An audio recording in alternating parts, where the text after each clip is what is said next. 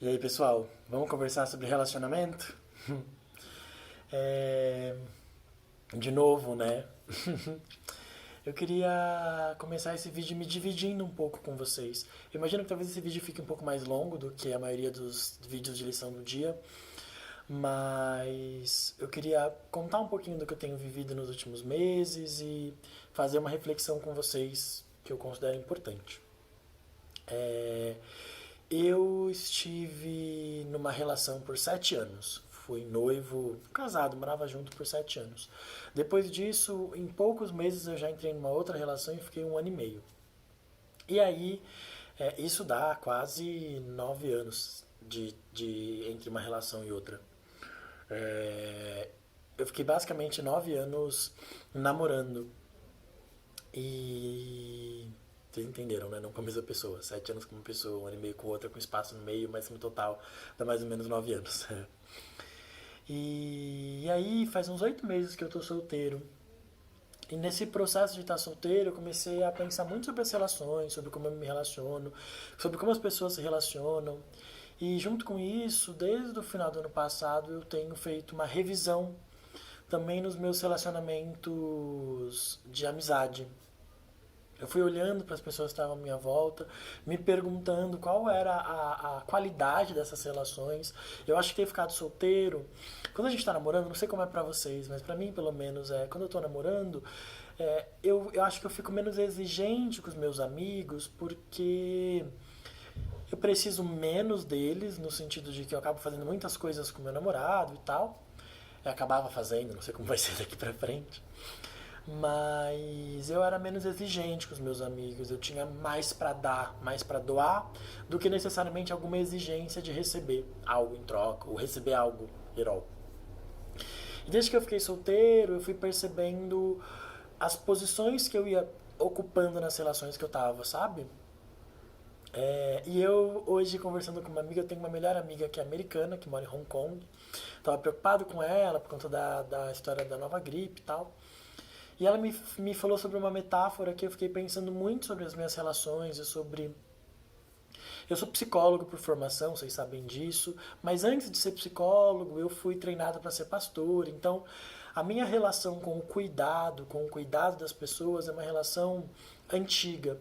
Eu me lembro que eu, puxa, sei lá, na sétima série, eu já aconselhava. Eu lembro de uma professora que a gente conversava, eu era super novinho, ela mais velha, e eu já aconselhava ela, dizendo o que ela tinha que fazer ou não tinha em relação ao namorado que ela tinha, e blá blá blá. E eu sempre fui o conselheiro das pessoas na turma, na escola, e depois na igreja, e depois virei psicólogo, enfim. E eu acabei estendendo esse meu cuidado para as minhas relações, todas elas. Mesmo as relações de namoro e relações de amizade e tal. E eu fui ficando bastante frustrado com isso, porque eu fui me dando conta que eu acabei me cercando de muitas pessoas que precisavam de mim, que me gostavam de me ter perto, porque eu era de alguma forma útil para elas, mas que essas pessoas tinham muita dificuldade de me dar algo em troca.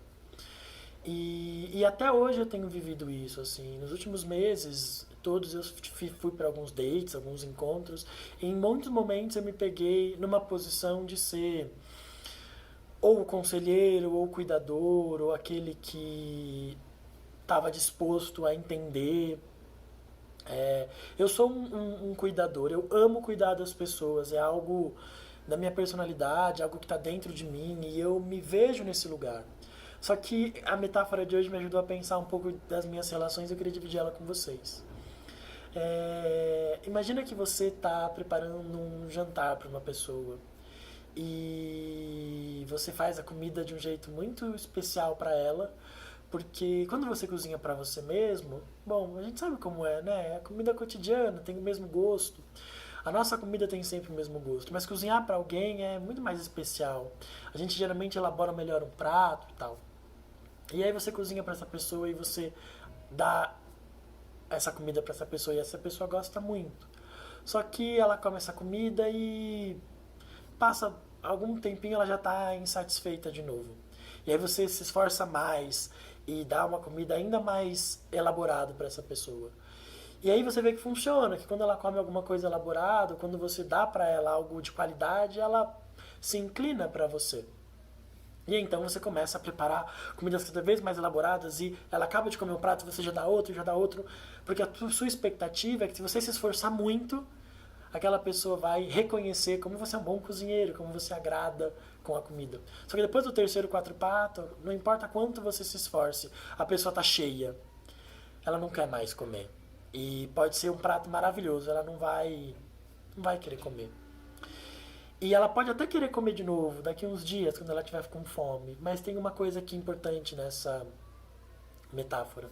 A gente vai aprendendo que a gente precisa cozinhar pra gente mesmo. Usando essa metáfora, mas pensando na história do você tem que se amar, você tem que gostar de você tem que fazer a sua própria comida. Só que a nossa própria comida nunca tem o mesmo gosto do que alguém cozinhando pra gente. De forma prática mesmo, a nossa comida a gente já conhece o gosto, o tempero, o jeito. Quando a gente vai no restaurante, quando a gente vai na casa de alguém, alguém cozinha pra gente, é tão gostoso. Só que tem algumas pessoas que elas não estão dispostas a cozinhar pra você. Algumas pessoas elas estão muito abertas para receber comida, para serem alimentadas. Elas são exigentes, elas querem comidas que sejam saborosas, mas elas não estão prontas para doar, para cozinhar para o outro. E eu fiquei pensando muito sobre isso, sobre como eu nas minhas relações acabo virando a pessoa que cozinha e vendo o outro satisfeito me dá prazer, eu quero cozinhar mais. E como o outro, quando tá cheio, ele só vai embora. E eu tava questionando sobre a minha própria habilidade de cozinhar. Será que eu cozinho mal? As pessoas depois que ficam cheias vão embora? E na verdade não. Na verdade as pessoas vão embora porque todo mundo que fica satisfeito para de comer e vai embora. Não tem a ver com a qualidade da comida. Tem a ver com a disponibilidade do outro. Porque se quando eu parasse de cozinhar fosse a vez do outro cozinhar para mim, então eu poderia ser saciado, eu poderia ser alimentado e depois eu cozinhava para ele e ele para mim. E essa troca. E eu acho importante dizer que tenho a minha responsabilidade nisso. Eu gosto de cozinhar para as pessoas, eu gosto de cuidar das pessoas e eu nem sei o quanto eu estou disposto a mudar isso. Hoje falando com a minha amiga americana, ela disse, cá, lá não falou inglês, né? Mas enfim, vou falar em português para vocês. Ela disse, cá, você pode ser menos cuidadoso, menos afetuoso, menos disponível, tá menos inteiro nos encontros, mas isso mudaria quem você é. E eu falei pra ela, eu não estou disposto a isso. E aí talvez o que vai acontecer é que eu vou precisar, eu tenho olhado para isso, ser um pouco mais criterioso de quem que vale a pena eu dar a minha comida. E a esperança é encontrar alguém que também esteja disposto a cozinhar. E eu não estou falando de novo só de relacionamentos do tipo sexuais e tal, que implicam uma troca. Estou falando de todas as relações. Pessoas como eu, que são cuidadores, podem acabar se cercando de pessoas com necessidade de ter cuidado. O menino que eu fiquei há um tempo atrás, ele me disse uma coisa interessante. Ele disse assim pra mim que quanto mais luz a gente tem, mais a gente vai atrair pessoas que precisam de luz. E eu fiquei pensando sobre isso. Eu não quero deixar de brilhar porque eu vou atrair pessoas precisando de luz. E a resposta que eu me dou para isso é: eu vou ter que ter condição de reconhecer quem se aproxima precisando de luz, e eu posso até dar um pouco de luz para essa pessoa e deixar ela aí. E quem são as pessoas que podem brilhar junto comigo, que têm luz própria, que podem compor de luz junto comigo. Enfim, eu sei que esse é um vídeo um pouco longo. Se você chegou até aqui, agradeço. Espero que esteja fazendo sentido para você. Mas no final eu queria que a gente pudesse pensar sobre isso. Às vezes a gente precisa escolher entre se modificar para caber na sociedade ou se responsabilizar por quem a gente é. Eu não estou disposto a deixar de ser um cuidador, a deixar de cozinhar boas comidas para as pessoas. O que eu acho que eu preciso aprender, e isso é uma lição que eu não aprendi ainda, estou no processo dela, é de reconhecer quando a outra pessoa não está disposta a cozinhar para mim ou a estar inteira ali e poder seguir em frente, poder entender que aquela não é uma relação que pode ser construída com aquela pessoa.